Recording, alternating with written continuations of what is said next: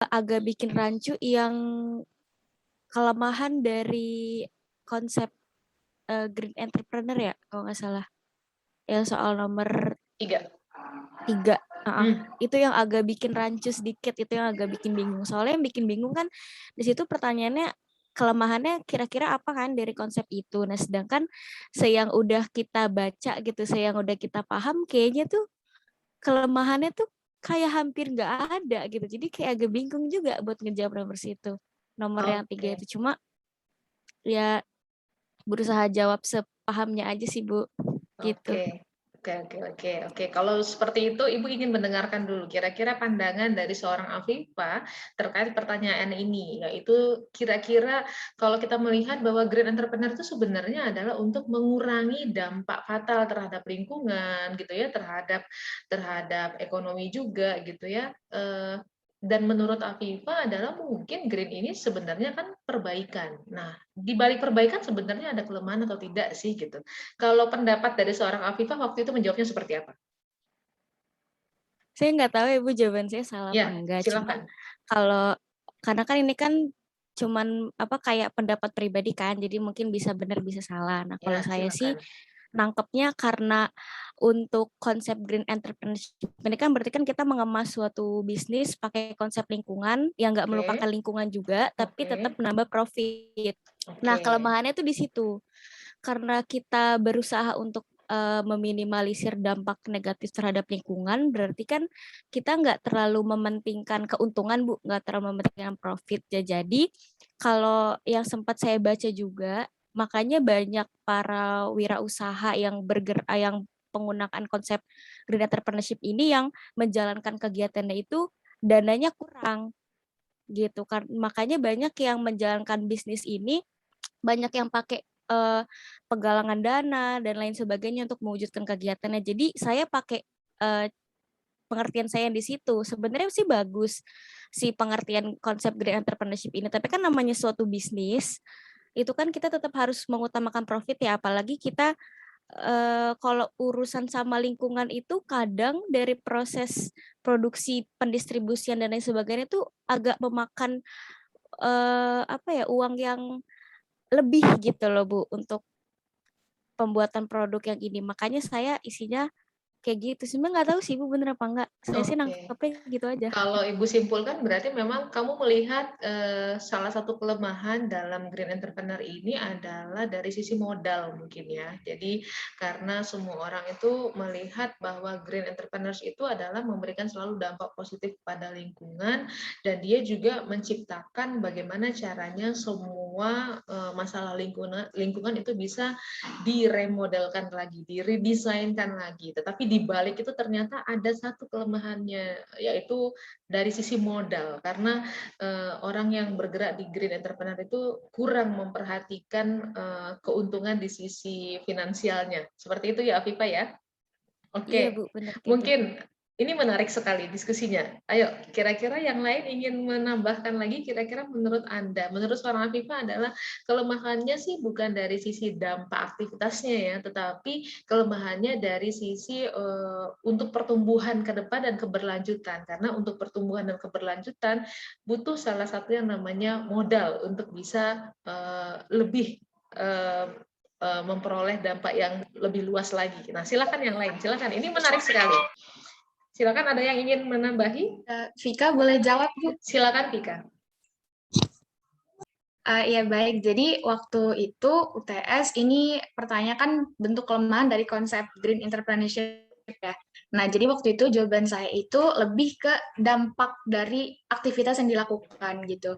Jadi dalam memproses green entrepreneurship ini, biasanya kan ada tuh yang mengolahnya dengan menggunakan mesin atau bahan apa barang pabrik lah istilahnya ya.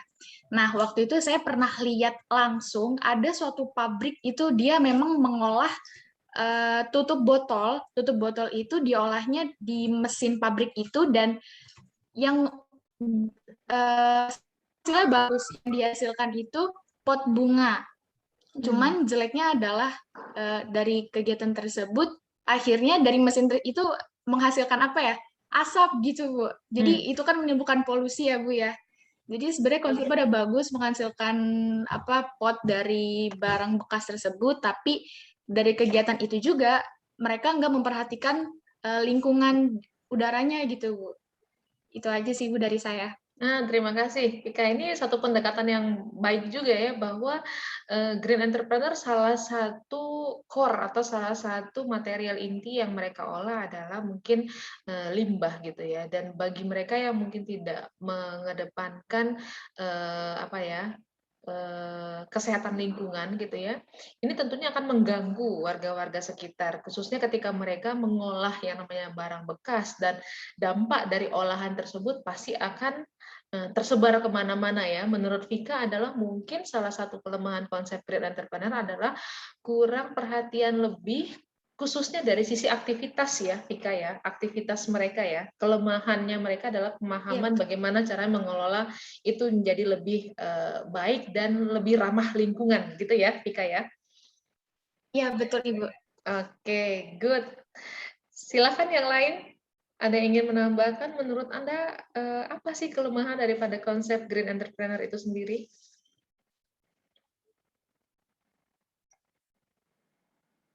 Silakan, jangan malu. Oh iya, Sangavieri.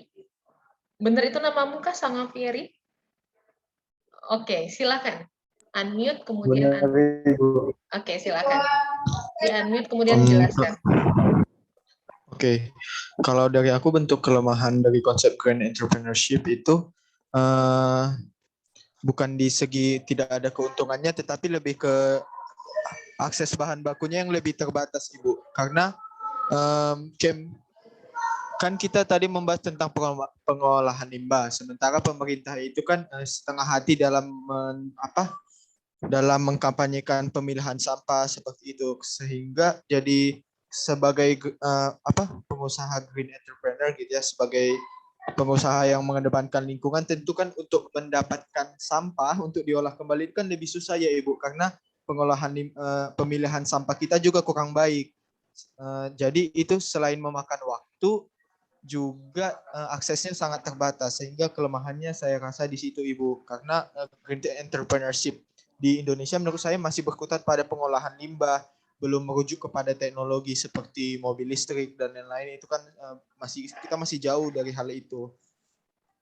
Oke, terima kasih. Iya, ini satu pendekatan yang baik juga nih menurut Sangapiari, bahwa dukungan dari para stakeholder, dukungan dari para pemangku-pemangku kepentingan khususnya gitu ya terhadap mereka-mereka pelaku green entrepreneur.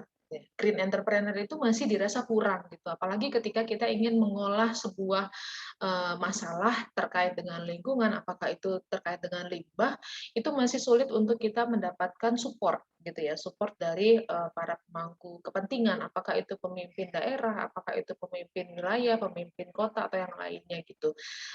Sulit bagi kita juga untuk mengenal karakter ya, sangat very karakter daripada masyarakat kita juga gitu ya, untuk mendukung seberapa besar mereka mau mendukung upaya daripada green entrepreneur ini untuk menyelamatkan lingkungan itu sendiri. Contoh kecilnya adalah sampah gitu ya. Kita lihat saja mungkin di wilayah Tangerang Selatan, kita nggak berbicara sampah basah deh, kita berbicara sampah plastik saja dulu gitu ya.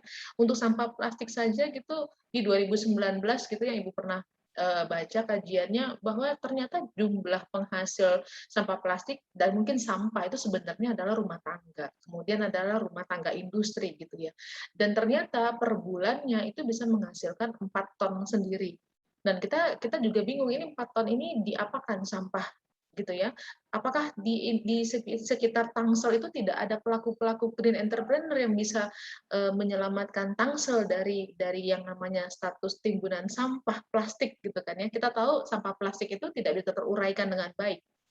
Perlu penanganan lebih lanjut untuk bisa mengurangi dampak fatal akibat daripada sampah plastik tersebut. Jadi ini satu sudut pandang yang menarik juga, bahwa salah satu bentuk konsep green entrepreneur itu yang kita lihat dari titik kelemahannya adalah pelakunya ada, objeknya ada, tetapi memang perlu juga dukungan dari para pemangku kepentingan untuk bisa mensupport penuh para green entrepreneur tersebut, supaya mereka bisa menghadirkan lagi ide-ide kreatif terhadap dampaknya terhadap lingkungan hidup gitu ya. Nah, ini sudah ada 3 pendekatan nih menurut pendapatnya teman-teman Anda. Yang pertama adalah salah satu green entrepreneurship itu mungkin kelemahannya adalah kita tahu kalau entrepreneur biasa selalu berpandang kepada omset, selalu melihat kepada sebuah benefit yang diambil di balik usaha mereka, di balik bisnisnya mereka. Nah, karena green entrepreneur ini mungkin tidak terlalu mengedepankan sisi sisi finansialnya gitu ya. Mereka hanya bagaimana menciptakan satu ide kreatif yang bisa memberikan dampak positif terhadap lingkungan, sehingga ternyata faktor finansial luput dari mereka. Mungkin karena itu pula mungkin para pelaku green entrepreneur di kita itu tidak terlalu banyak jumlahnya dibandingkan dengan pelaku entrepreneur itu sendiri. Menurut Vika tadi ternyata dibalik daripada spirit mereka, passion mereka dalam mengelola sebuah masalah melalui ide-ide kreatif untuk berdampak kepada lingkungan, ternyata mereka juga masih memiliki kelemahan, khususnya adalah bagaimana mereka bisa mengelola aktivitas mereka dengan lebih baik sehingga tidak menimbulkan dampak lainnya gitu ya terhadap lingkungan. Mereka mengelola salah satu sampah gitu ya, sudah berhasil, tapi di balik olahan mereka ternyata menimbulkan dampak baru lagi dengan lingkungan. Nah, itu mungkin masih menjadi kelemahan dari green entrepreneur. Kalau menurut Sanga bilang bahwa kita punya pelakunya, kita punya objeknya gitu ya, kita tahu prosesnya. Mungkin kekurangan teknologi juga bisa berdampak, dan teknologi tersebut juga harus ditopang, disupport oleh para pemangku kepentingan. Ini sangat menarik. Artinya begini, konsep soal seperti ini adalah konsep soal yang punya level pemahaman tingkat tinggi. Kalau kita lihat dalam level pemahaman pembelajaran ada 6 tingkatan, soal seperti ini itu udah masuk ke level HOTS namanya, High Order Thinking Skill. Butuh pengalaman pemahaman tingkat tinggi di mana Anda tidak hanya tahu definisi, Anda tidak hanya bisa memberikan contoh, Anda tidak hanya mampu menerapkan, tapi Anda mampu menganalisis. Jawaban dari 3 teman Anda tadi itu sudah memberikan kemampuan bahwa Anda dalam menjelaskan soal ini itu sudah bisa menganalisa lebih jauh gitu ya. Khususnya dari satu kata kunci green entrepreneurship. Anda semua sudah tahu pengertian daripada green entrepreneurship, tapi ketika ditantang lewat satu kata kunci lagi yaitu kelemahan, Anda bisa mengeksplorasi itu lebih bagus dan lebih jauh. Itu sudah merupakan kemampuan yang baik. Artinya 3 penjelasan dari teman Anda itu bisa kita terima sebagai jawaban daripada soal ini. Jadi Afifah, keraguan Anda terhadap jawaban yang Anda berikan secara tidak langsung itu sudah menjawab maksud daripada pertanyaan ini. Nah, apalagi di sini sangat disarankan Anda tidak melakukan googling ya. Jadi kalau Anda sudah googling nanti Anda jadinya tidak original lagi gitu pemahamannya gitu. Ada yang ingin menambahkan lagi mungkin? Ada pendapat yang lain? Silakan. Saya, Bu. Silakan. Ya, Silakan dapat. Kalau menurut saya, mungkin kalau tadi yang dijelasin oleh Vika, Fieri, sama Afifah itu dari masalah dari intern green entrepreneurship sendiri. Nah, kalau saya juga setuju dengan pendapat Fieri tentang bahan yang akan digunakan itu masih kurang terbatas, apalagi masih banyak masyarakat sekarang itu kurang pandai gitu untuk memilah sampah-sampah yang mungkin masih bisa diolah kembali atau tidak. Jadi mereka tuh masih banyak yang berpikir bahwa oh sampah ini sudah menjadi sampah gitu, Bu. Terus kalau dari pandang saya pun ada juga dari pihak eksternal dari green entrepreneurship-nya itu mungkin dari peminatan dari para konsumen ya, karena green entrepreneurship sendiri itu kan mengolah bahan yang sudah ibaratnya yang sudah pernah terpakai, artinya itu kan bisa kayak dari sampah yang mungkin bisa diolah lagi.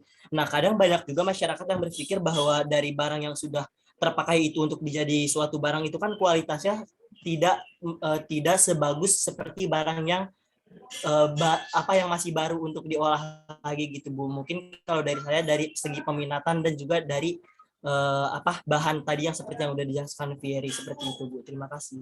Ya, kurangnya minat berarti kurangnya juga dorongan ya, berarti dapat dorongan dari masyarakat kita sendiri ya untuk mengkaji lebih jauh gitu bahwa ada satu pandangan yang salah nih ya, seperti yang Dava sampaikan tadi bahwa orang selalu menilai barang yang awal, barang di awal produksi itu jauh lebih bermutu, jauh lebih berkelas dibandingkan dengan barang daur ulang gitu ya Dava ya. Padahal Iya kalau benar. kita mau menerima bahwa ternyata dari barang awal gitu ya, ketika misalkan dia dipakai dalam kurun waktu tertentu dan pada akhirnya nilai jual bahkan dia akan menjadi limbah, kalau kita olah lagi itu akan menjadi nilai yang baru. Gitu ya, Dava ya. Berarti memang dorongan dari masyarakat sendiri nih yang untuk menerima sejauh mana hasil-hasil daripada green entrepreneur itu bisa mereka manfaatkan kembali. Ya, ini juga satu pandangan yang baik. Dan saya rasa, terima kasih Dava. Jadi saya rasa Anda sebagai seorang yang berkecimpung di dunia edukasi gitu ya, di dunia pendidikan, pasti punya pemahaman yang sangat matang, sangat baik untuk bisa mengkaji sebuah masalah. Dari 4 paparan teman Anda sudah memberikan sudut pandang bahwa memang sebagai seorang akademisi gitu ya, Anda sudah mampu mencoba untuk mengurai masalah gitu. Mengurai masalahnya dengan cara apa? Anda belajar dari kata kunci dari setiap masalah tersebut. Kata kunci yang Anda potret dari kasus ini adalah green entrepreneurs-nya sendiri. Kemudian dari kata kunci tersebut Anda coba menguraikan gitu ya. Nah, kemampuan Anda menguraikan ditambah dengan kemampuan Anda menganalisis itu akan menjadi satu ide baru sebenarnya. Kalau memang Anda bisa melanjutkan lagi ide tersebut menjadi tidak hanya sekedar argumen dari Anda, tetapi argumen itu menjadi satu wujud konkret yang bisa Anda implementasikan. Nah, di materi kali ini, di pertemuan kali ini, kita masuk ke satu pembelajaran yang basisnya sedikit implementasi karena kita akan mengenal apa itu sebenarnya design thinking gitu ya. Nanti di balik ide-ide dan argumen-argumen Anda bisa mengembangkannya lagi menjadi satu inovasi baru lewat konsep design thinking. Tapi sebelum masuk ke materi, saya mungkin mencukupkan untuk soal yang nomor 3 ya. Saya rasa cukup paham Anda dan saya yakin meskipun belum semua yang saya koreksi, tetapi Anda sudah mampu untuk menguraikannya dengan sangat baik. Oke, kira-kira mungkin satu soal lagi yang ingin kita diskusikan dari 4 soal UTS ini. Silakan, soal yang nomor berapa? Ibu, Ya, boleh silakan. satu lagi enggak? Silakan. Nomor 2 itu Oh, agak nomor 2. sulit. Oh, nomor 2 agak Karena kan, sulit. Oke, berarti tidak iya, karena sulit kan ya? itu kan sulit sih Bu sebenarnya. Itu mikirnya agak lama, soalnya Oh, tentang gitu. wirausaha sosial dalam konteks urban. Karena Oke. gimana ya, itu kan sebenarnya waktu itu Ibu udah pernah ngasih contoh kan waktu itu di pembelajaran minggu keberapa gitu. Pokoknya Ibu udah pernah ngasih. Cuma ini kan kita disuruh nyari apa ya? Kayak gimana Tantangan. caranya supaya tantangan sama pemecahan masalah bisnis kan. Nah, sedangkan itu kan kita nggak bisa lihat cuma dari sekedar nonton video ya waktu pertemuan itu kan, kita benar-benar harus lihat secara langsung, kita harus benar-benar mempelajari itu, nggak usah melihat secara langsung, minimal kita pernah tahu aja. Nah, sedangkan saya itu kan tinggal di kabupaten ya Bu, nggak di wilayah kota. Nah, sekalipun saya ke wilayah kota, saya jarang banget nemuin wirausaha sosial gitu. Jadi agak bingung juga jawab nomor 2, walaupun sebenarnya nomor 2 kejawab, tapi tetap aja bingung gitu, ini jawabannya bener apa enggak ya gitu. Bingungnya di situ. Oke, kalau kayak gitu Ibu gali lagi. Kamu menjelaskannya seperti apa waktu itu, Afifah? Nah, Sepemahaman kamu.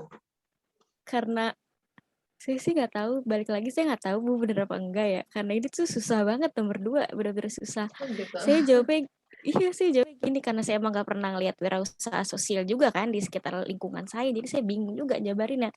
Saya jabarinnya gini, mungkin sulitnya wirausaha sosial ini berkembang itu karena biasanya tuh kalau masyarakat urban itu masyarakat yang tinggal di wilayah kota itu kan individualis Bu ya. Jarang ada yang memperhatikan tetangga, jarang apalagi memperhatikan sosial gitu loh Bu. Jarang ada yang mengarah ke sana. Jadi saya ngangkatnya itu dari situ, dari kepedulian dan kesadaran si individunya itu yang nggak terlalu memperdulikan gitu. Saya ngambil dari situ walaupun nggak tahu sih Bu bener apa enggak karena sulit juga saya nggak pernah lihat. Gitu. Oke, jangan nangis, silakan yang lain. Ada yang punya pandangan? Ini menarik loh wirausaha sosial. Padahal udah banyak banget portal yang dibangun untuk memotret kehidupan sosial masyarakat urban yang mereka bisa kemas menjadi satu tantangan di bidang wirausaha sosial. Ayo, sebelum Ibu jelaskan, silakan yang lain ingin menanggapi atau menjelaskan jawabannya seperti apa.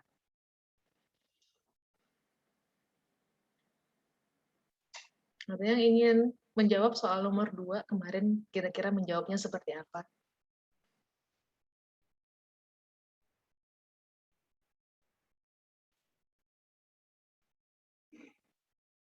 Apa yang merupakan tantangan bagi seorang pelaku wirausaha sosial khususnya dalam komunitas urban? Mulai dari Eh, dia membangun sampai dengan mempertahankan. Silakan Dava.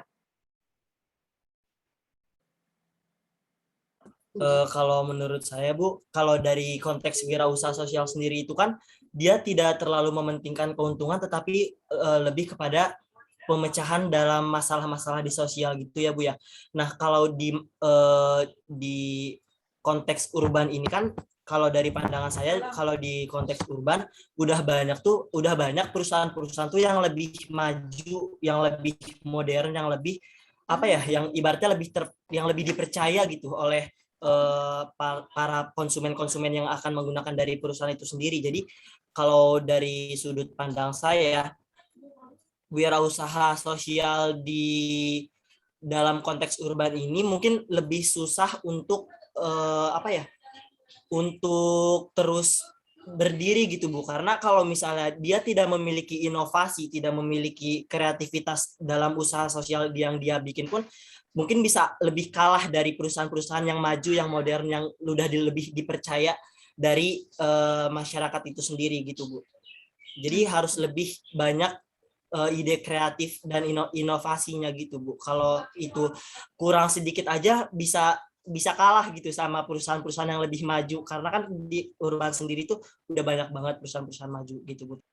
Oke, jadi kata kuncinya adalah tantangannya adalah di sisi inovasinya sendiri ya, Dava ya. Sebaik apa si pelaku wirausaha sosial ini mampu menciptakan satu hal baru yang sifatnya cocok untuk karakter masyarakat urban, gitu ya, Dava ya. Oke, Iya, Bu. yang lain mungkin barangkali satu lagi kita dengarkan pendapatnya. Oh ya, silakan Fieri. Oh, Fieri tadi panggilannya ya. Silakan Fieri.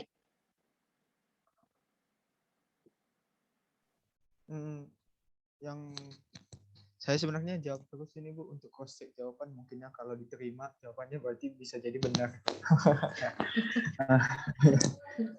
Menurut saya begini Ibu, kalau ditanya ya tentang tantangan dan apa ketika ingin membangun dan mempertahankan usaha bisnis, bagi saya itu saya langsung kasih contoh aja ya, bahwa sociopreneur itu kan dia mengatasi permasalahan sosial. Permasalahan sosial itu kan tidak harus permasalahan tetangga kita, tidak harus permasalahan kota kita, tetapi bisa jadi permasalahan dari Indonesia. Permasalahan Indonesia apa sih? Ketimpangan pendidikan merupakan salah satu ya Ibu ya. Dengan koneksi internet kita bisa lihat ruang guru misalnya. Mereka itu bisa membuka sebuah cara mencari uang yang baru, yaitu menjual video kan, menjual video pembelajaran. Dan menurut saya itu merupakan salah satu contoh dari sociopreneur, bagaimana mereka bisa mensustainability dari bisnis mereka itu adalah dengan adanya kompetitor. Maksud saya kenapa ketika adanya kompetitor berarti adanya inovasi gitu. Saya rasa kompetitor itu kan hadir karena adanya ruang guru, secara tidak langsung diciptakan oleh ruang guru itu sendiri. Ketika itu menjadi sebuah lahan bisnis baru, banyak orang yang bermunculan untuk bisa bergabung dalam model bisnis yang sama. Menurut saya itu merupakan salah satu cara untuk bisa mempertahankan bisnis itu agar berjalan terus. Kenapa? Dengan adanya kompetitor, maka akan ada inovasi. Inovasi terus-menerus dan memperluas sektor dari awalnya jual video pembelajaran saja, kemudian berkembang menjadi tutor, kemudian berkembang lagi menjadi bukan ngajar pembelajaran, misalnya mengajar untuk masuk ke ini, untuk masuk ke ini, kan harus ada metode-metode yang berbeda.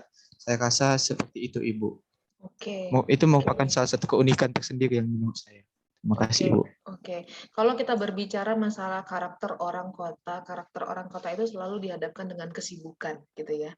Dan di balik kesibukan mereka itu, mereka membutuhkan satu servis, satu layanan yang bisa mengakomodir semua kebutuhan mereka, gitu. Salah satu yang disebutkan oleh Fieri yang terakhir bahwa ternyata Ruang Guru bisa memotret salah satu kebutuhan masyarakat kota dalam hal pendampingan belajar untuk anak-anak mereka. Ya, mereka menciptakan satu inovasi bahwa kalau memang untuk mendampingi anak-anak belajar secara konvensional, secara tatap muka, mendampingi, menghadirkan guru les ke rumah gitu, itu adalah menjadi satu hal yang tidak terlalu menarik dilirik oleh para orang tua urban, apalagi sekarang hadirnya teknologi, orang tua bisa melihat bahwa cukup menggunakan Google saja, anak-anak bisa belajar kok gitu kan ya. Dengan menggunakan YouTube saja anak-anak bisa belajar kok gitu. Tapi di balik itu semua, di balik fasilitas itu semua, ternyata Ruang Guru itu mampu untuk memotret gitu. Oh, ternyata kalau memang orang kota itu punya kemampuan untuk membayar, benar nggak? Orang kota itu punya kemampuan untuk membeli gitu kan ya. Tapi di balik itu semua, mereka membutuhkan satu layanan yang bisa mempermudah aktivitas mereka. Contoh kecilnya tadi yang Ferry bilang adalah aktivitas sederhana ketika mereka mendampingi anak-anak mereka dalam belajar. Ruang Guru menciptakan satu inovasi bahwa ternyata belajar lewat guru les yang sifatnya kita digitalkan, anggaplah dengan konsep video gitu ya, dan itu bisa ditonton berkali-kali gitu ya, berkali-kali. Itu adalah memudahkan buat para orang tua untuk bisa memberikan bantuan pendampingan belajar untuk anak-anak mereka. Nah, jadi berarti tantangannya adalah seberapa baik kita mampu memberikan layanan itu. Kalau menurut pandangan Ibu itu. Jadi seberapa baik kita mampu memberikan layanan, servis kepada orang-orang kota, sehingga itu yang karena orang kota itu banyak sekali kelemahannya kalau kita mau gali gitu ya. Karena mereka terlalu sibuk dengan urusan karir mereka yang tidak ada habisnya gitu ya. Belum lagi dengan tantangan mereka di jalan, traffic yang mereka hadapi itu akan menghabiskan energi mereka. Makanya kalau kita lihat kenapa kok orang kota itu lebih condong makan di mall dibandingkan masak sendiri, benar nggak? Kenapa orang kota itu lebih senang membayar orang lain untuk membantu pekerjaannya di rumah ketimbang dia mengerjakannya sendiri, benar nggak? Beda ya, kalau misalkan orang di kota itu kita hampir melihat sedikit rumah yang mengerjakan urusan rumah tangganya sendiri, benar nggak? Semuanya menggunakan bantuan-bantuan tangan-tangan asisten gitu. Sekarang lebih hebat lagi, teknologi sudah lahir, oke nggak perlu pakai asisten, kita pakai robot. Sering ya kita dengar itu ya, kita sering melihat robot-robot banyak membantu orang di rumah tangga untuk bisa membersihkan gitu. Artinya tantangan yang pertama adalah sebaik apa kita bisa memberikan fasilitas layanan kepada mereka. Lahirnya Grab, lahirnya GoFood, memudahkan orang kota nggak? Memudahkan orang urban nggak? Gitu ya? Untuk bisa mendapatkan apa yang mereka mau. Benar nggak? Nggak perlu capek-capek, mereka tinggal mainkan jempol mereka, apa yang mereka butuhkan datang ke rumah. Benar nggak? Sebenarnya ya kalau kita mau lihat sisi lebih jauh lagi, Grab itu juga merupakan salah satu perwujudan wirausaha sosial. Kenapa? Karena lewat satu inovasi yang mereka kembangkan, memang benefit awalnya, tapi dampak daripada bisnisnya mereka bisa menghimpun para pekerja sehingga jumlah pengangguran itu bisa ditekan. Awal-awal Gojek, awal-awal Grab masuk ke Indonesia itu semuanya bisa melihat gitu bahwa ternyata angka pengangguran itu bisa ditekan lewat salah satu sektor pekerjaan yang disediakan oleh Grab gitu. Makanya banyak sekali startup bisnis itu lahir untuk membantu para pekerja kita yang khususnya di wilayah perkotaan gitu ya. Kemudian ada lagi kitabisa.com, pernah dengar ya? Kitabisa.com itu menghimpun, apa yang dihimpun? Para donatur, benar nggak? Ya, kita tahu nih orang kota itu punya kemampuan untuk menderma, punya kemampuan banget untuk membantu saudara-saudaranya yang sedang terkena musibah. Kitabisa.com itu melakukan satu donasi online, ya nggak? Tapi tantangannya adalah, berarti tantangan yang pertama tadi adalah bagaimana kita bisa menciptakan inovasi dan mempertahankan inovasi kita supaya bisa tetap memberikan layanan yang baik kepada masyarakat kota. Yang kedua adalah bagaimana kita bisa mengikat kepercayaan mereka untuk sektor usaha yang kita kembangkan. Kitabisa.com sampai hari ini masih ada gitu ya, dan masih banyak sekali donatur-donatur yang mengucurkan bantuannya untuk bisa diteruskan lewat kitabisa.com kepada para penerima-penerima atau mereka-mereka yang mengalami musibah gitu. Dompet duafa dompet duafa, bukan dompet duafa.com, ibu lupa itu aplikasinya apa, tapi dompet duafa. Kita tahu bahwa dompet duafa itu adalah salah satu lembaga sosial ya, lembaga sosial yang membantu anak-anak yang tidak mampu. Tetapi lewat sosialnya mereka membantu khususnya para petani yang ada di wilayah pinggiran, yang para petani itu tidak mampu untuk mendapatkan keuntungan lebih dari hasil panen mereka. Mereka selalu dikalahkan oleh para tengkulak-tengkulak, gitu kan ya. Nah, dompet duafa ibu lupa dalam komunitas apa gitu, dia menghimpun para petani, dan orang kota itu sangat lemah dengan yang namanya penyakit. Karena keseringan habitnya mereka tidak sehat, benar nggak? Makan junk food dan segala macam. Dompet itu apa? Menghimpun para petani gitu ya. Mereka menciptakan satu keyword yang namanya adalah organik. Ya, maka para petani-petani tadi yang tadinya tidak memiliki wawasan bagaimana caranya mereka bisa menghasilkan satu panen yang sifatnya sehat untuk dikonsumsi, maka Dompet Duafa melalui prakarsa ide wira sosialnya mereka menciptakan satu produk organik yang itu dijual kepada para konsumen yang ada di wilayah perkotaan. Sebenarnya kalau kita kaji lagi banyak sekali. Kalau contoh yang Ibu pernah berikan waktu wirausaha sosial itu adalah, Ibu lupa juga tadi ya, dia menghimpun para ibu-ibu yang ada di NTT ya, untuk memperkenalkan hasil kerajinan tenunnya, tapi lewat hotel-hotel yang ada di Pulau Bali gitu. Ternyata banyak sekali prakarsa-prakarsa yang diciptakan oleh para pelaku wirausaha sosial. Nah, pertanyaan di soal ini adalah, menurut Anda sebagai seorang pelaku di sektor ini apa tantangannya? Kalau pandangan kita, kalau berdasarkan konsep yang ada dan berdasarkan implementasi yang kita sudah lihat gitu ya, sudah nyata itu rilis di tengah-tengah kita khususnya di masyarakat urban, adalah satu. Tantangannya adalah sejauh mana, sebaik apa gitu ya. Kita itu mampu memberikan satu fasilitas layanan sehingga masyarakat urban itu terbantukan. Kalau kita selalu mengukur atau mencoba atau memulai dari yang namanya kebutuhan pribadi, itu akan menjadi satu ide, satu potensi, satu peluang untuk kita bisa mempertahankan usaha bisnis di sektor sosial. Yang kedua adalah bagaimana caranya kita mempertahankan kepercayaan masyarakat urban. Gitu.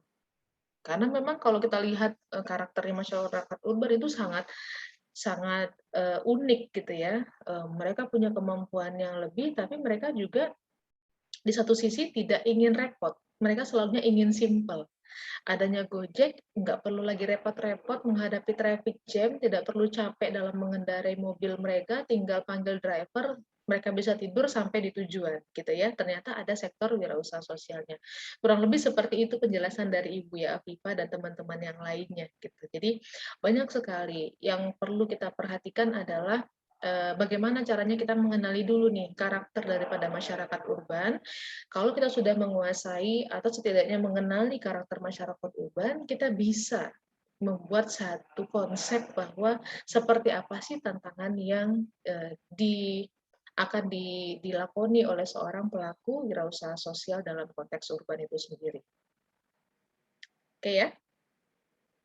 Ya, saya rasa juga penjelasan Anda pasti banyak sekali. Karena di soal uraian seperti ini yang meminta Anda untuk berpikir levelnya tingkat tinggi, itu tidak ada benar, tidak ada salah, teman-teman. Hanya kita bisa menilai gitu ya dari kami para mentor adalah seefektif apa dan apakah ada kaitan antara jawaban Anda dengan pertanyaan yang kita sampaikan. Jadi tidak ada benar, tidak ada salah. Jadi jangan khawatir, hanya saja yang kita nilai adalah seberapa baik relasi yang bisa Anda bangun dari penjelasan jawaban Anda dengan soal yang kita berikan. Oke? Oke. Untuk yang soal UTS mungkin kita sudah cukupkan sampai di sini. Saya mungkin izin menjelaskan sedikit tentang materi pada hari ini. Materi hari ini kita belajar tentang design thinking. Tapi sebelum materi, mungkin sebaiknya kita dengarkan atau kita lihat cuplikan videonya ya. Video sudah ada di... Oke, ini saya play dulu.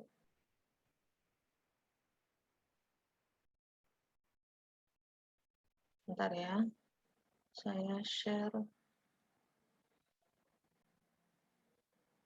Baik kami makasih, dengan Mbak ya. penuh filosofi. Oke, makasih. Apa suaranya bisa didengar dengan jelas? Bisa, Bu. Bisa Dengar. ya. Oke. Oke. Ntar saya kembali lagi ya. Oke, yuk. Design thinking. Apaan nih? Asem banget. Kopi apaan? Filosofi. Udah panas tempatnya. Gak enak juga, mahal pula. Udahlah. Sebut aja.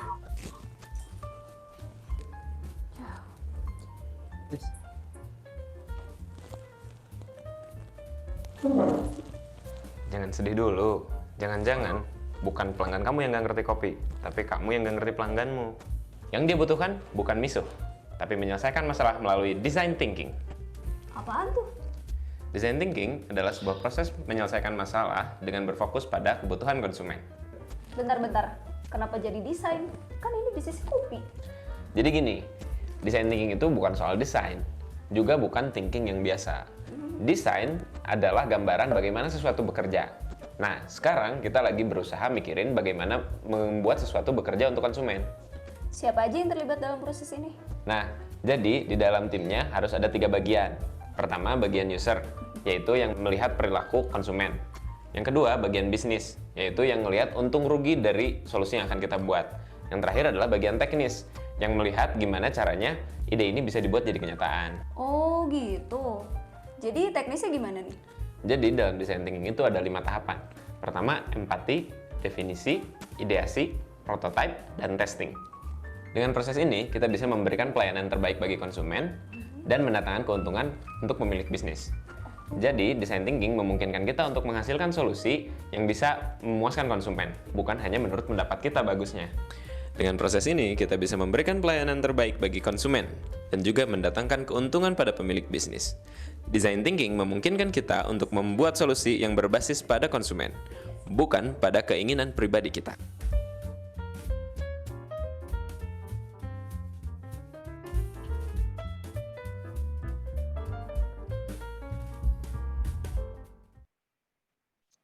Oke. Sebelum beranjak lagi, kita lihat video berikutnya. Nanti baru kita simpulkan bersama ya. Bisnis kuliner sekarang tuh luar biasa persaingannya.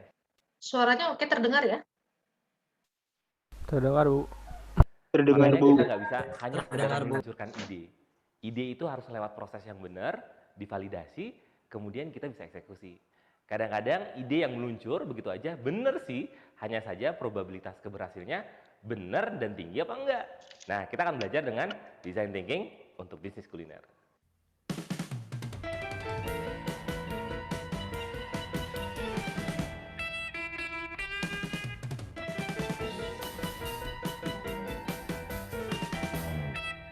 Halo, saya Dwi Purnomo, founder The Local Enablers.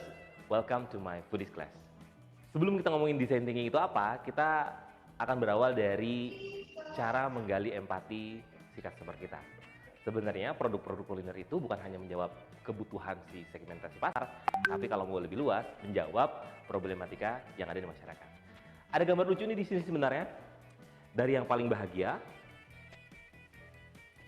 sampai yang paling sedih.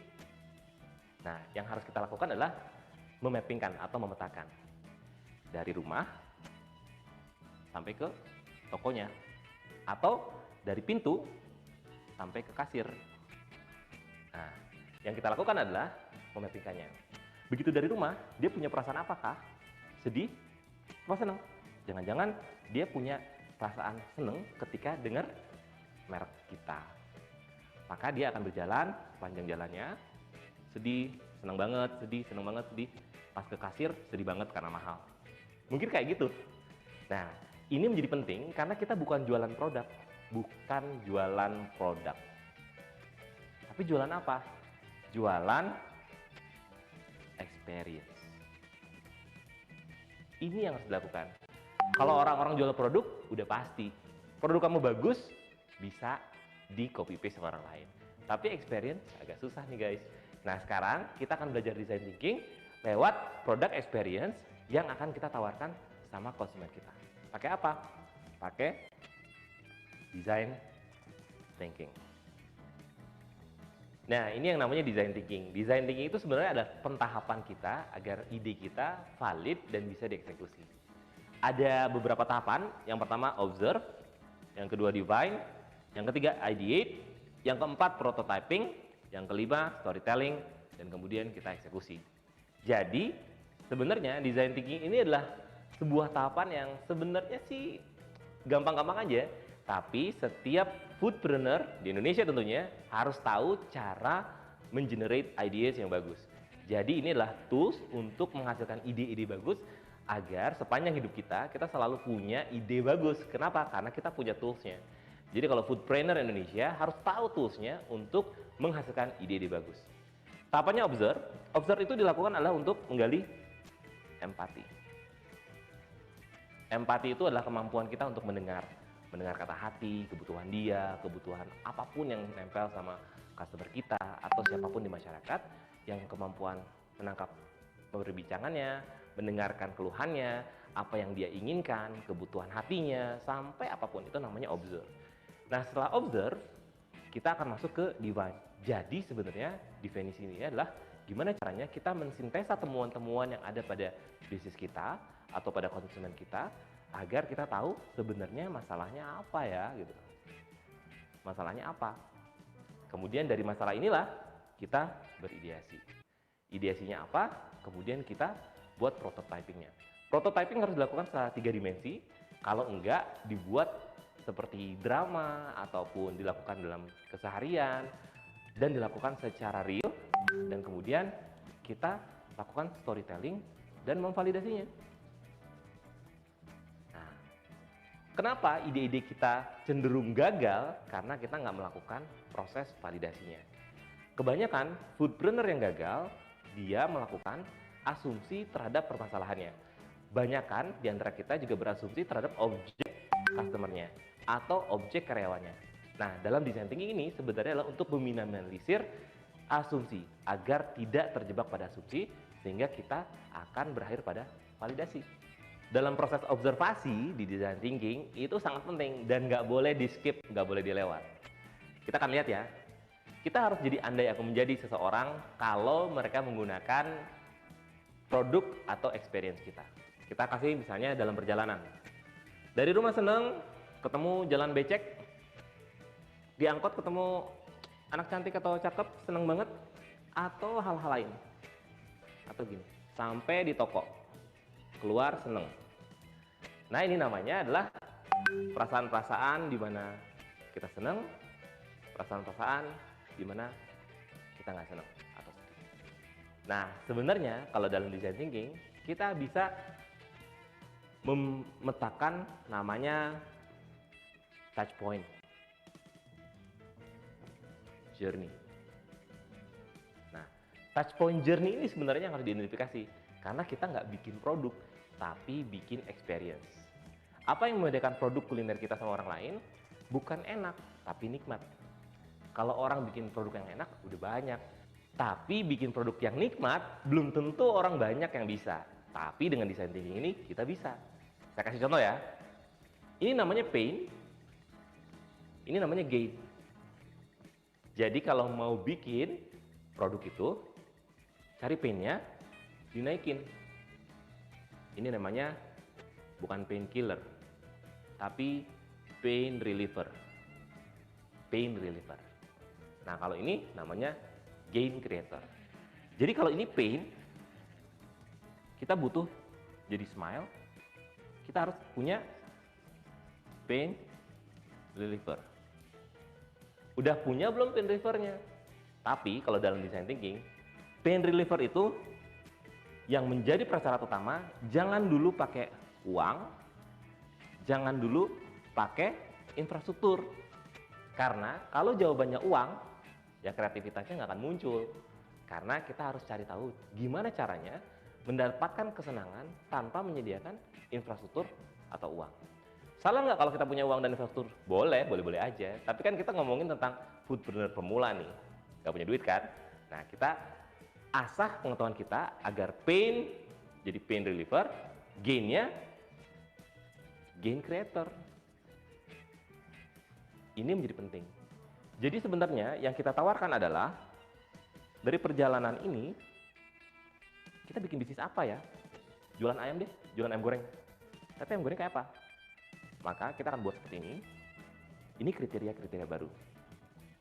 Maka bikin bisnis itu ngambil dari kriteria baru ini. Itu caranya membuat bisnis dengan kriteria baru. Bukan kriterianya ayamnya harus renyah, ayamnya harus enak, ayamnya harus panas. Semua toko melakukan itu. Tapi kita nggak bisa. Kita harus mengobati pain dan meningkatkan gain creatornya. Saya kasih contoh ya. Contohnya kita ambil yang sederhana aja. Saya pernah datang ke warung bakso. Warung baksonya namanya Cika. Cika ini adalah warung bakso yang sangat favorit di kalangan keluarga saya ya, dan tentunya juga wisatawan di mana di Kota Garut. Hanya saja warung ini nggak besar, kayak jongko gitu. Jongko tuh kalau dalam bahasa Sunda tuh warung kecil dari bilik, ukurannya kira-kira 4x6 lah. Dan itu keren banget karena kita orang kota nih datang ke Garut, cari makanan yang nggak modern, cari makanan yang punya experience bakso kampung kayak apa. Nah, si Cika ini experience-nya tuh bagus banget. Pertama, kita ke Cika yuk, ayo gitu. Oh, macetnya di Garut. Udah ngebayangin, kemudian susah cari parkir. Oh, ternyata ada di gang ya. Nah, ini dimainkan. Itu dimainkan kan. Karena Cika itu bukan beli bakso, tapi beli experience. Sebenarnya, kalau kamu nggak punya toko yang mahal di tempat strategis, maka sebenarnya di gang di rumah kamu pun kamu bisa lakukan itu. Karena kita menawarkan experience.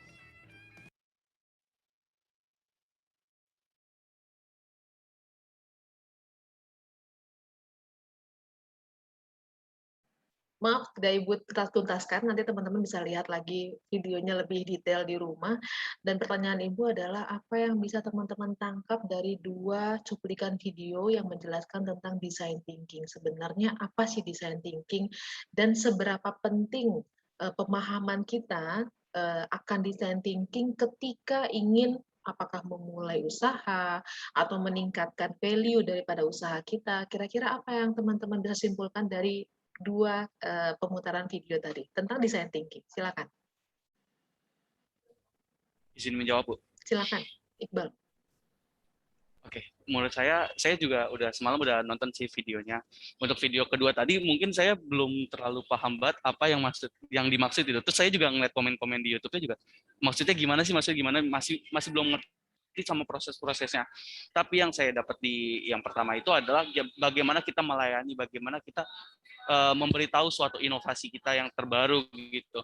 Nah, di sini juga ada 5 langkah design thinking, ada empati. Nah, gimana sih caranya kita menarik perhatian, terus bagaimana caranya kita bisa mengambil simpatik mereka supaya mereka tahu nih apa produk kita, lalu kita define, kita apa namanya kalau define itu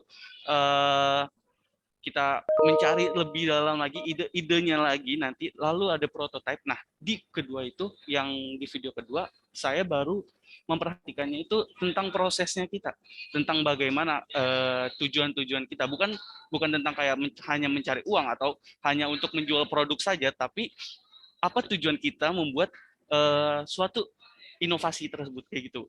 Terima kasih. Ada yang ingin menambahkan lagi? Silakan. Ini masih ada kebimbangan bagi diri seorang Iqbal, khususnya di langkah pertama gitu ya. Sebenarnya apa sih inti daripada empati yang dimaksud dari salah satu langkah atau langkah pertama dari tahap design thinking? Silakan yang lain, kasih suaranya. Apa yang Anda bisa simpulkan dari pemutaran 2 video tadi? Ya, silakan.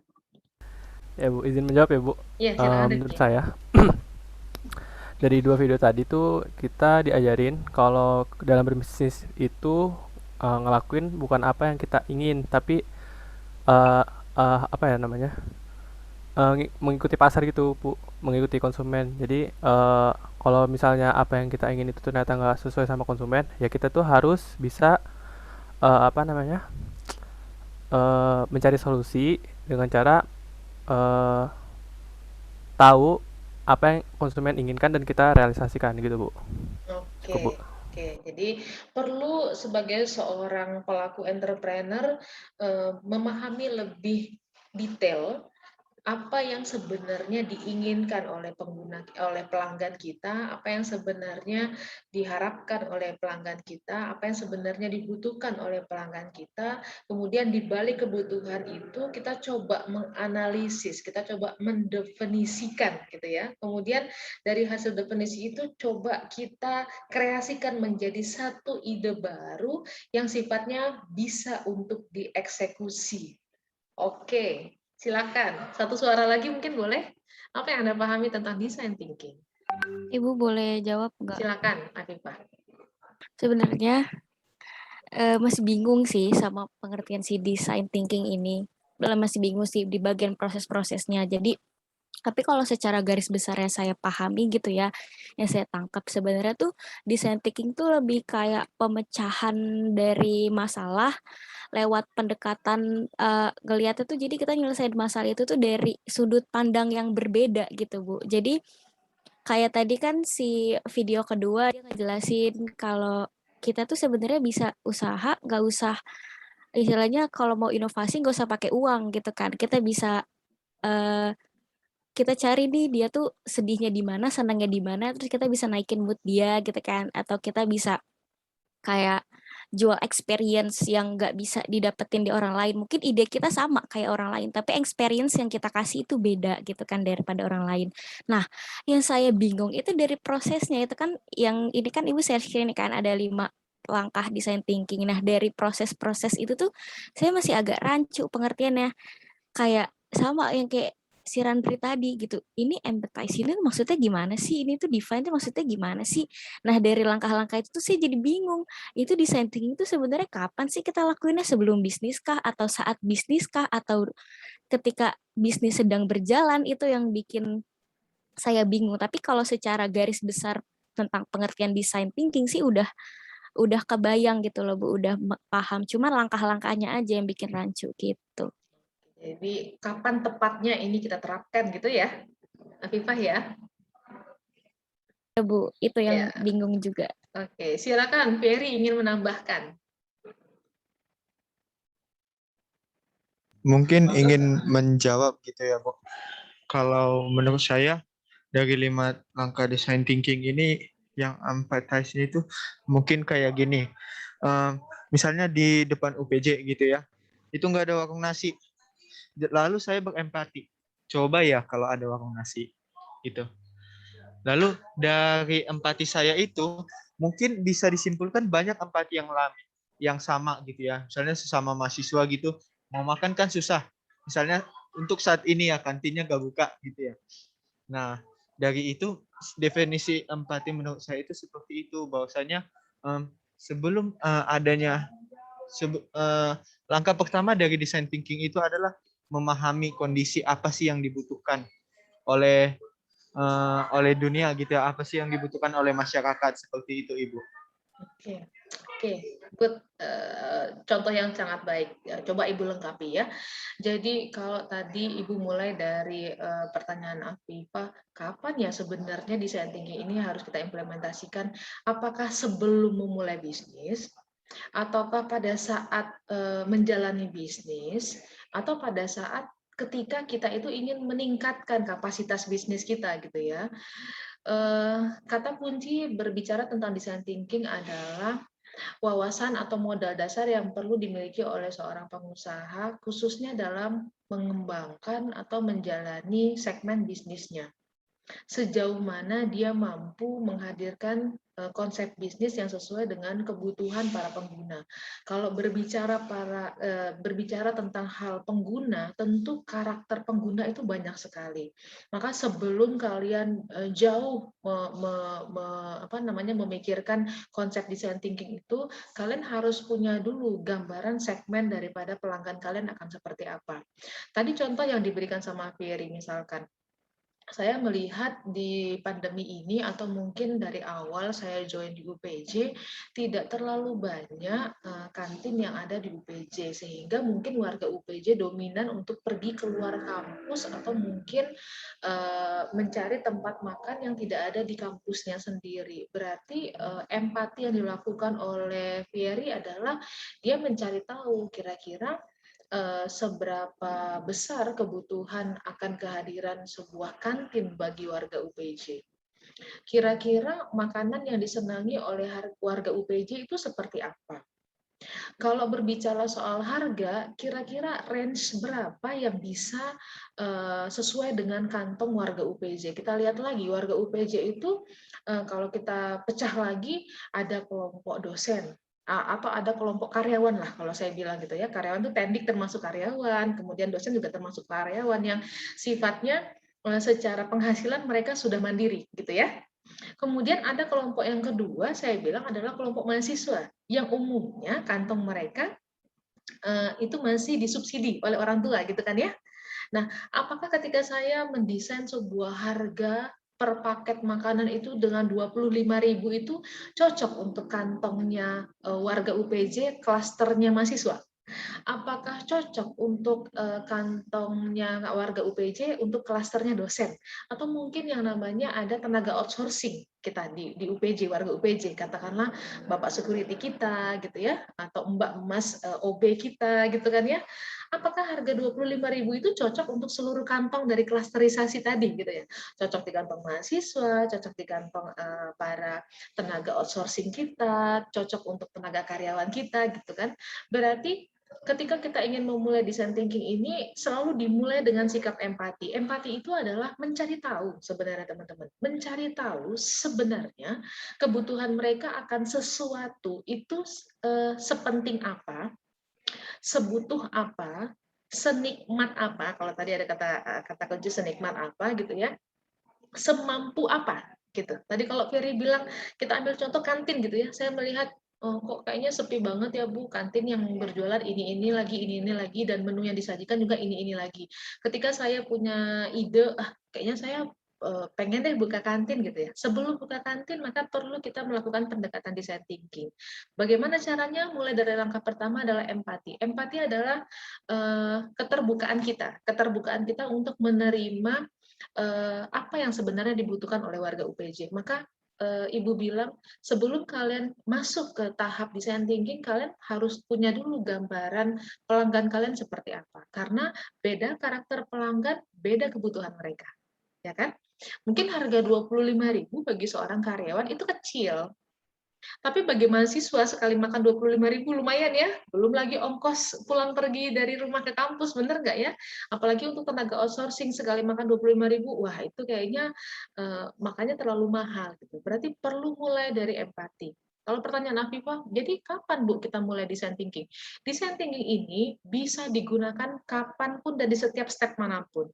Sebelum memulai, kita bisa design thinking. Pada saat melaksanakan bisnis kita juga perlu design thinking. Tadi di video yang pertama, itu adalah design thinking yang dia bangun ketika usahanya sudah rilis ya. Ada warung kopi gitu kan. Ternyata dari setiap pelanggan yang ada, dia mendapatkan satu pelanggan yang tidak happy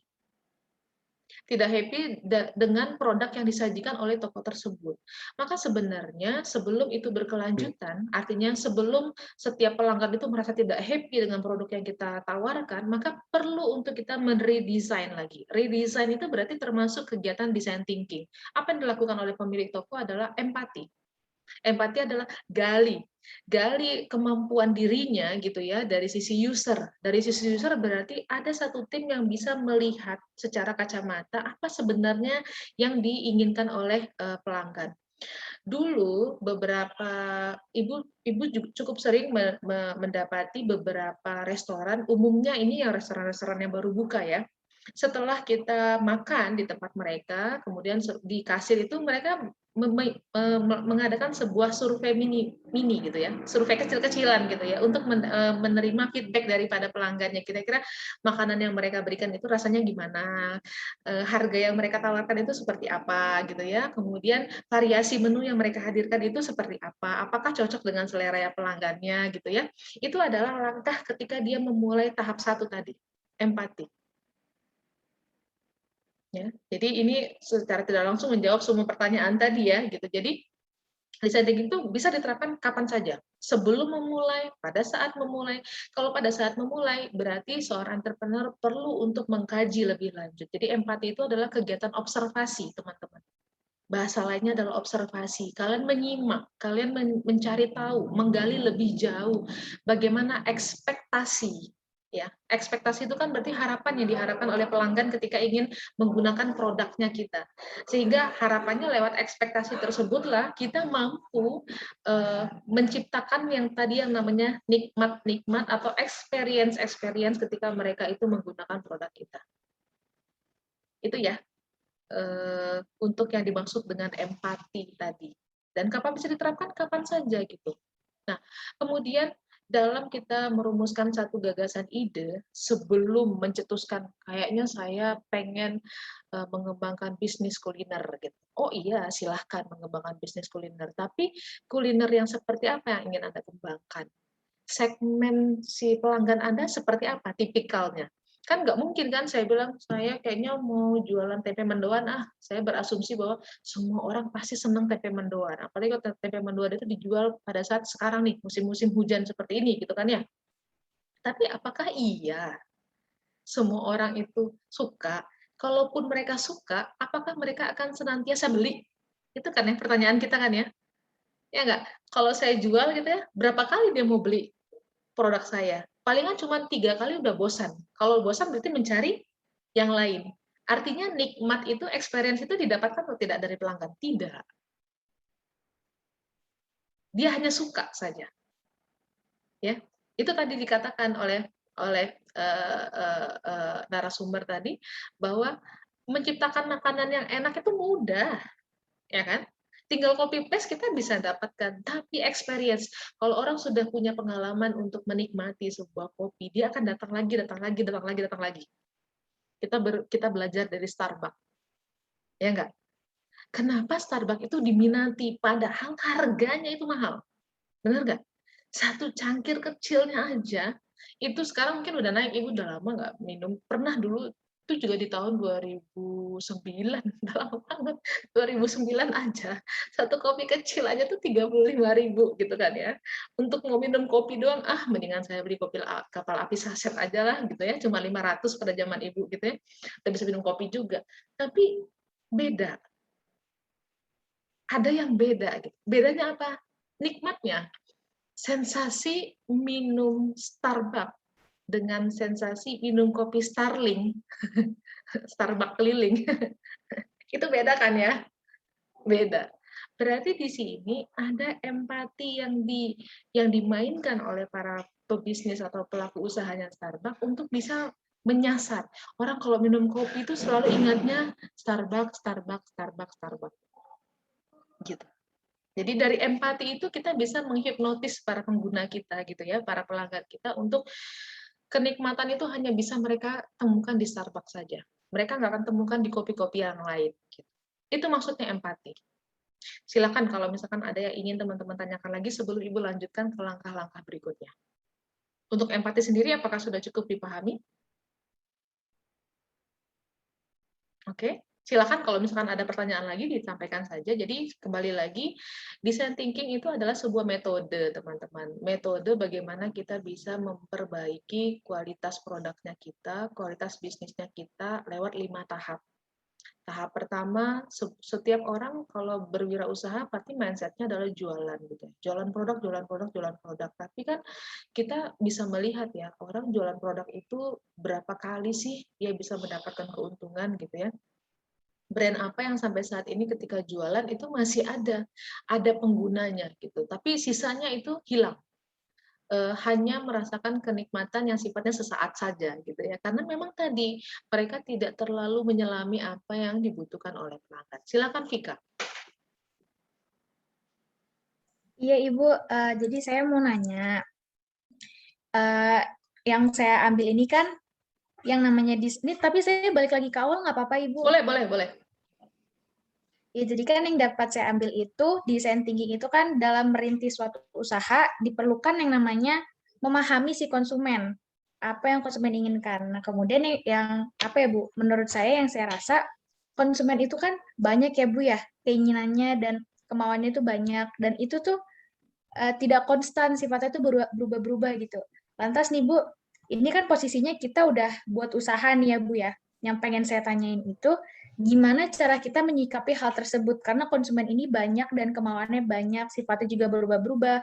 Maksud saya, konsumen yang seperti apa yang bisa kita jadikan patokan dalam pemecahan masalah atau design thinking itu? Oke, pertanyaan yang bagus. Ya, bagaimana caranya kita bisa menjaga stabilitas permintaan, gitu ya. Jadi permintaan itu tuh kayaknya konstan, terus kalaupun berubah masih bisa disikapi dengan baik, tapi tidak terlalu labil gitu ya perubahan permintaannya. Itu tadi Ibu bilang. Yang pertama kita perlu untuk mengklasterkan segmen pelanggan kita. Katakanlah kita punya satu produk. Tadi karena di video pertama ada kopi, maka kita ambil contohnya kopi saja gitu ya. Kita perlu menggali experience apa yang dirasakan oleh para penikmat kopi ketika mereka meminum yang namanya produk kopi. Berarti kan kita perlu mensurvei dulu ya Vika gitu ya. Sejauh mana perubahan penikmat kopi itu berubah gitu ya. Ada yang bilang kopi itu senangnya adalah kopi tubruk gitu ya. Ada yang bilang lagi kopinya kopi susu gitu. Ada lagi yang lainnya. Nah, kita perlu untuk memegang kendali, gitu ya. Perlu juga kita untuk memegang kendali segmen pelanggan kita itu adanya di segmen kopi yang pecinta jenis kopi apa. Itu perlu kita kantongi dulu, Vika, karena orang kalau sudah suka pada sesuatu rasanya tidak terlalu ini ya, tidak terlalu latah untuk berubah terlalu berbeda dengan apa yang biasa dia nikmati gitu. Penyuka kopi Starbucks, Vika mungkin bisa mensurvei beberapa orang yang setia. Starbucks itu udah lama sekali produknya gitu, tapi sampai dengan hari ini mereka masih menguasai pasar gitu ya. Meskipun harga produk mereka fantastis, tapi mereka tidak pernah kehilangan pelanggan. Berarti kan ada nikmat tertentu yang Starbucks berikan itu sesuai dengan ekspektasi si pelanggannya. Maka pertanyaan Vika adalah bagaimana caranya Bu kita bisa tetap setidaknya produk kita itu tetap bisa menganulir, mengakomodasi apa yang diharapkan oleh pelanggan kita gitu. Berarti mungkin dari Starbucks meskipun mereka sudah bertahan beberapa puluh tahun gitu ya, cita rasa mereka tidak pernah berubah. Mungkin experience penikmat kopi dari sisi cita rasa itu tidak pernah berubah dan setiap pelanggan itu tetap mendapatkan kenikmatan dari sisi cita rasa itu, Vika. Ya kan nggak mungkin orang tiba-tiba yang tadinya suka pahit, tiba-tiba berubah jadi suka manis, itu kan nggak akan ada yang berubah sedrastis itu ya, Vika ya. Gitu. Setiap orang yang menggemari sesuatu. Orang suka Nike. Nike itu kalau kita lihat simple ya, desainnya nggak terlalu neko-neko. Tapi dari kualitas bahannya, dari kenyamanan orang dalam menggunakan sepatu itu, terutama dalam hal olahraga, itu orang tidak menemukan nikmat itu pada merek-merek lain. Biar kata Nike itu hanya cuma punya 2 warna, misalkan kayak gitu ya, cuma ada hitam dan putih, orang nggak peduli gitu.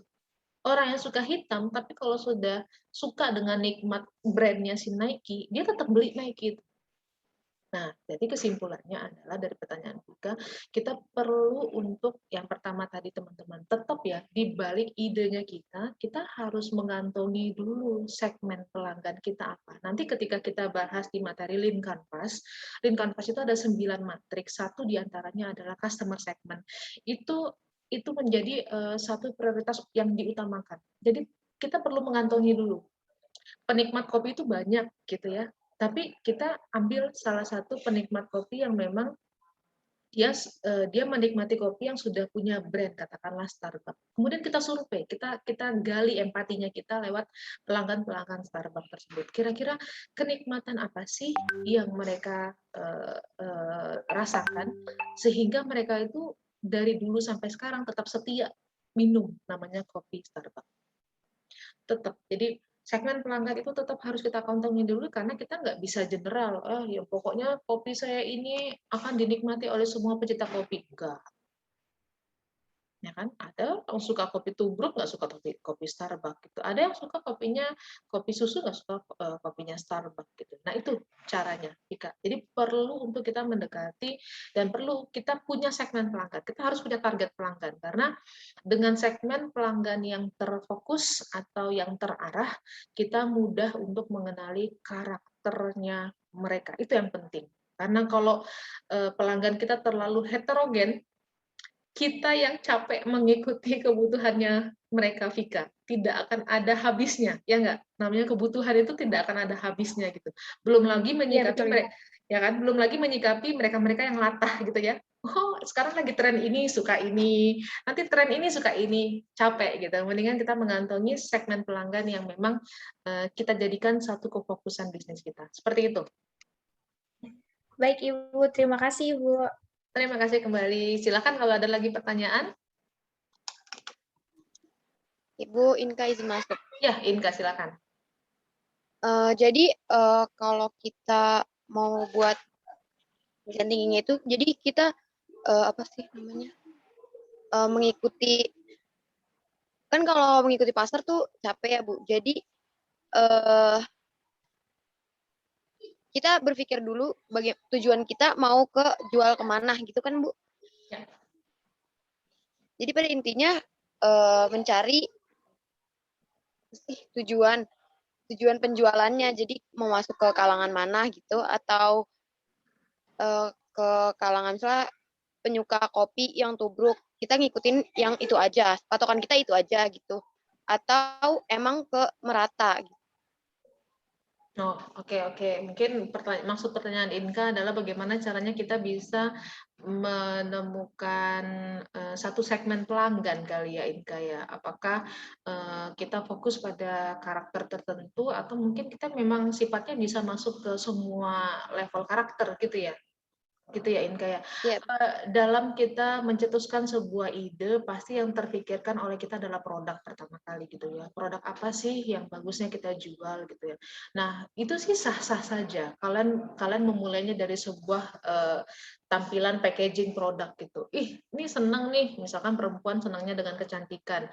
Kalian melihat bahwa salah satu pendukung kecantikan itu adalah sabun mandi, misalkan kayak gitu ya. Sabun mandi, apalagi sabun mandinya itu ada varian aroma gitu, pasti akan disenangi oleh seluruh wanita gitu kan ya.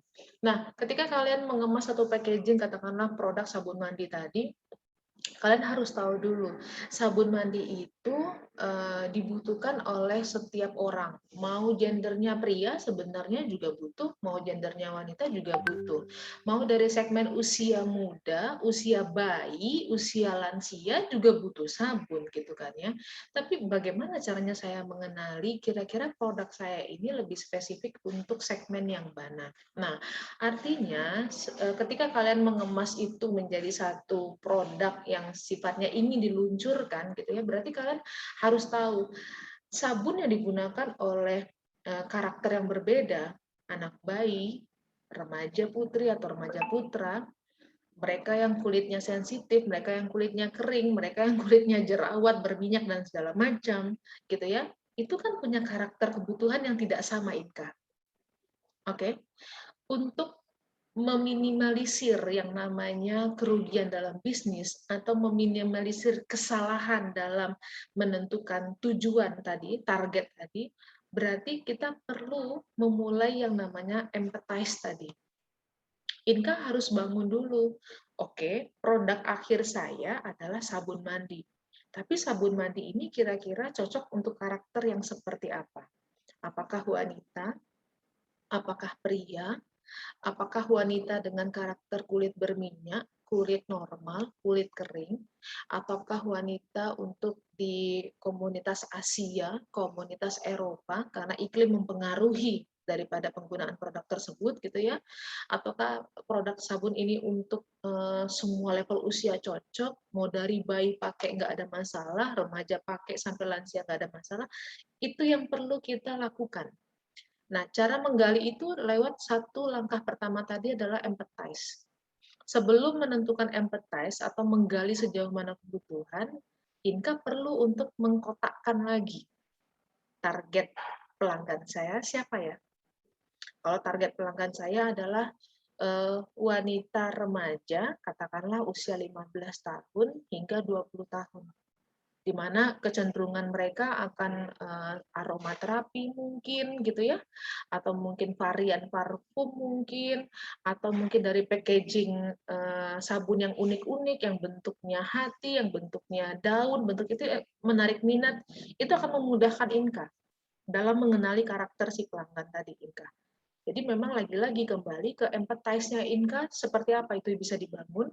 Sebelum mewujudkan empathize tadi, sebelum Anda melakukan, empathize itu bisa dilakukan dengan cara wawancara, bisa dilakukan dengan cara survei, ya, bisa dilakukan dengan cara kuesioner atau yang lainnya, gitu.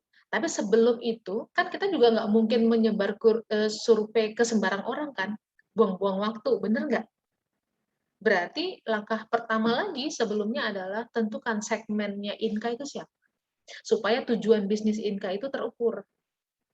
Segmennya katakanlah ya tadi, segmen saya adalah wanita, remaja, usia 15-20. Berarti yang jadi target untuk Inka kumpulkan feedback-nya dalam fase empathize ini adalah hanya mereka dalam range usia 15-20. Gitu. Dalam range itu juga kita bisa spesifikkan lagi Inka. Mungkin tidak hanya 15-20, tapi saya bilang 15-20 yang memiliki kemampuan daya beli sabun sekitar 100.000 sampai 200.000. Itu kan bisa lagi diklasterkan ya Inka, supaya lebih clear gitu. Berapa banyak remaja di Indonesia, misalkan kawasannya adalah Indonesia, yang mampu membeli produk saya seharga 100 sampai dengan 200.000 untuk sabun mandi. Jadi Inka jadi lebih clear lagi dalam mendesain produk seperti apa yang nantinya akan diluncurkan. Terkait tadi produknya adalah sabun mandi. Cara kita berpikir itu bisa dari atas ke bawah, dari bawah ke atas. Atas ke bawah maksudnya apa? Anda berpikir dari goal dulu. Goalnya adalah sabun mandi tadi ya, dengan varian parfum misalkan gitu. Langkah awalnya adalah Anda tentukan produk akhirnya, oh saya pengen bikin usaha sabun mandi. Oke. Kemudian langkah awalnya adalah segmen pelanggan saya siapa ya? Atau dari bawah ke atas, segmen pelanggan saya siapa ya gitu ya. Kemudian kira-kira yang dibutuhkan oleh mereka itu goal-nya apa ya, produknya apa ya. Itu tuh boleh fleksibel sebenarnya. Seperti itu Inka. Nah, terima kasih. Sama-sama. Jadi kalau kalian itu sudah bisa mengantongi atau mengenali gitu ya, mengenali karakter daripada pelanggan yang ingin kalian targetkan, itu akan memudahkan kalian lagi dalam melakukan fase design thinking ini. Mulai dari empati, kemudian kalau sudah dapat menggali kebutuhan mereka, coba kalian definisikan. Kalau ternyata tadi kita survei katakanlah di warga UPJ gitu ya, kita survei seberapa banyak warga UPJ yang membutuhkan kehadiran kantin baru gitu ya. Kemudian berapa range harga yang mereka inginkan setiap kali belanja makan di kantin tersebut gitu. Menu variasi makanan seperti apa sih yang diharapkan oleh warga UPJ gitu kan ya. Berarti kan kalian udah melakukan fase empati. Yang kedua adalah kalian desain. Kalian definisikan. Oh, ternyata range harga makan siang untuk warga UPJ itu di kisaran misalkan nggak 25.000, tapi hanya kisaran 15 sampai 20.000. 15 sampai 20.000 itu diinginkan semuanya rasanya enak. variasi menunya diharapkan selalu bervariasi, jadi tidak monoton. Jadi misalkan tidak hanya warung bakso, bakso saja kita dijual. Kalau bakso saja dijual juga orang mungkin sekali dua kali mungkin mampir ya ke warung bakso kita. Tapi untuk hari ketiga, keempat, kelima untuk makan bakso lagi kayaknya bosan kali gitu. Begitu kan? Nah, berarti kalau kayak gitu apakah mau model warteg aja, Bu? Warteg itu kan menunya bervariasi bebas gitu ya. Range harga 15 sampai 20 itu bisa. Nah, itu yang dimaksud dengan define. Definisikan. Setelah kalian definisikan, brainstorming gitu ya, kalian ciptakan ide. Ide ini bisa dengan cara nama produk kita, bisa caranya dengan nama bisnisnya kita, gitu ya. Ini adalah ideasi. Yang keempat adalah, nah sebelum Anda melakukan tes gitu ya, bikin prototipenya. Kalau misalkan kantin, kalau kantin sebenarnya nggak perlu harus ada wujud kantin saat ini, gitu. Ya, Anda bisa saja bilang Inka, misalkan kantin Inka tapi online gitu. Artinya Inka hanya menerima order, tak perlu menyewa ruko yang mahal untuk berjualan makanan, tetapi lewat order yang Inka bisa terima, apakah menggunakan teknologi, ya mungkin berawal dari teknologi WhatsApp dulu gitu ya, sehingga Inka tahu, oh orderan hari ini ternyata banyak yang memesan soto ayam, sehingga Inka di rumah lebih prepare dan lebih tepat sasaran ya, nggak lagi meraba-raba.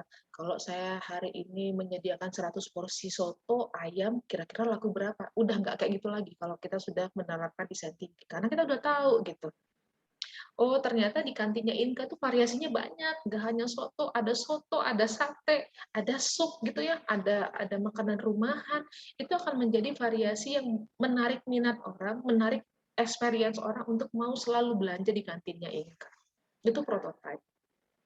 Kemudian yang kelima adalah tes. Tes berarti fase di mana kita mengimplementasikan delivery itu.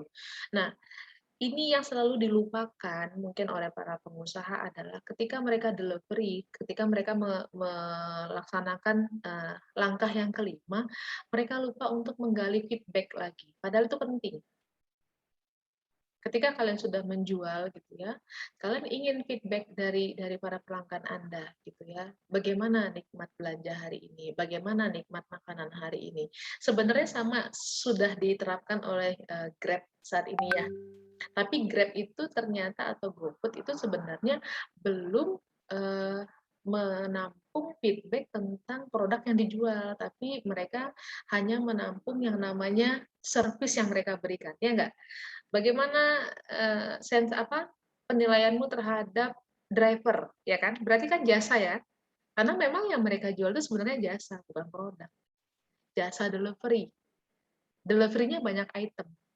Ada makanan, ada barang, ada orang. Ya enggak?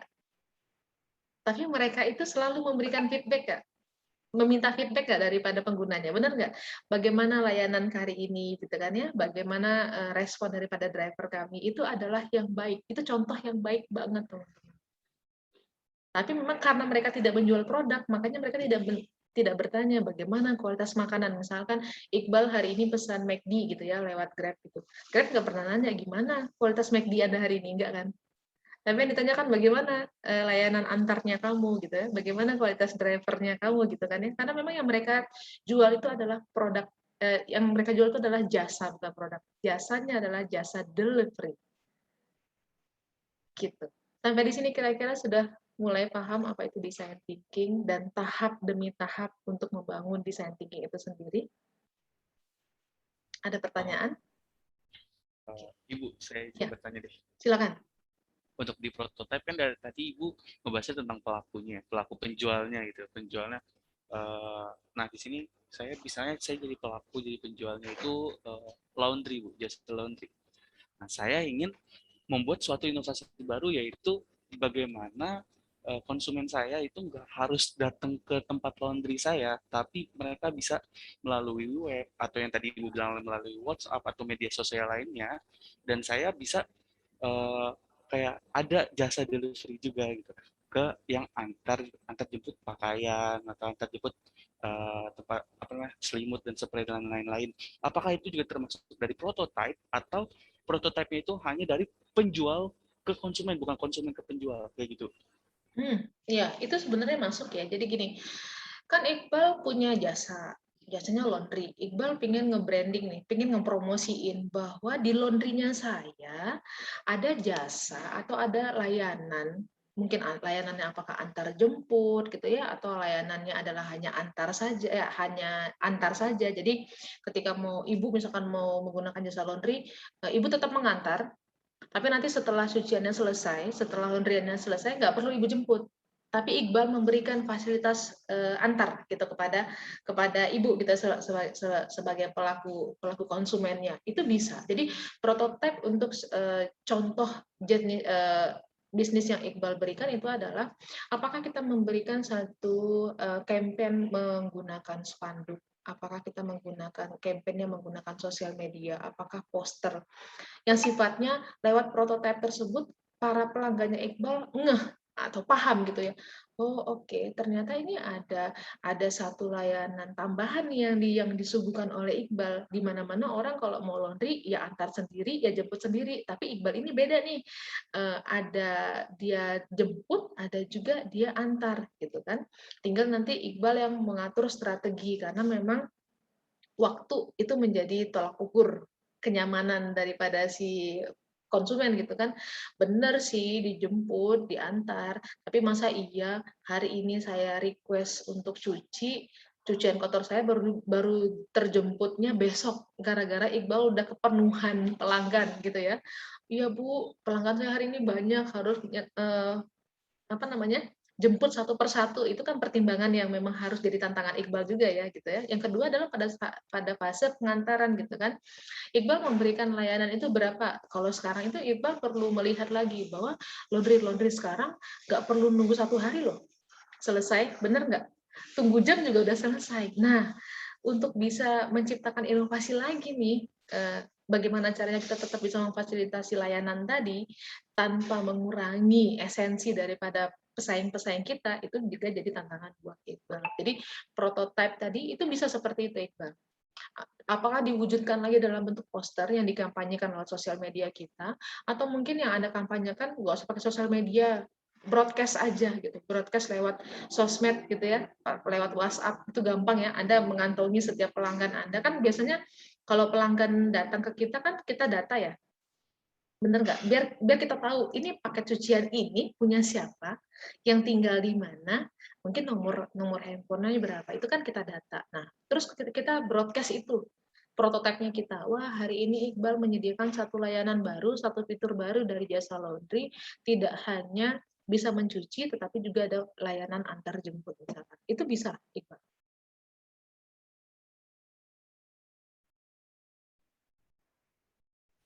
Baik, terima kasih buat atas penjelasannya. Ya. Nah, jadi kalau misalkan prototipe itu sifatnya segmennya adalah jasa, maka bagaimana kita menciptakan satu packaging, satu bentuk yang orang lain bisa melihat. Kalau produk gampang ya, kalau prototipe dari sisi produk tuh gampang banget ya nggak? Ya kan kalau misalkan tadi kuliner ya udah ini ada test food-nya nih gitu kan, berarti test food-nya dalam bentuk produk makanan gitu ya. Ini ada misalkan untuk baju misalkan gitu ya, ketika kita ingin menawarkan itu, kita lihat prototipenya, oh bajunya seperti ini ya, oh bahannya seperti ini ya, bisa dirasakan. Tapi kalau jasa bagaimana? Salah satu cara yang bisa kita gunakan adalah campaign. Campaign itu bisa menggunakan sosial media, yang paling gampang sekarang sosial media, karena semua orang kayaknya tertuju pada fitur-fitur yang ada di sosial media ya gitu. Oke, ada lagi yang ingin ditanyakan? Ini sangat menarik. Ibu harap penjelasan singkat kita tentang design thinking ini bisa teman-teman pahami. Nanti lebih seksamanya bisa teman-teman lihat lagi di video. Dan untuk scoring daripada hasil UTS akan Ibu selesaikan di penghujung minggu ini. Semoga mungkin paling cepat hari Minggu teman-teman sudah bisa lihat hasilnya di My UPJ, atau mungkin kita tunggu minggu depan di hari Seninnya gitu ya, untuk teman-teman bisa melihat hasil UTS. Sekali lagi bahwa penilaian tersebut itu tidak ada benar dan salah, tapi Ibu mengukur seberapa baik hubungan antara jawaban yang Anda berikan dengan pertanyaan yang diberikan pada soal, gitu ya. Jika tidak ada pertanyaan lagi, Ibu rasa sudah cukup pertemuan kita pada sore hari ini.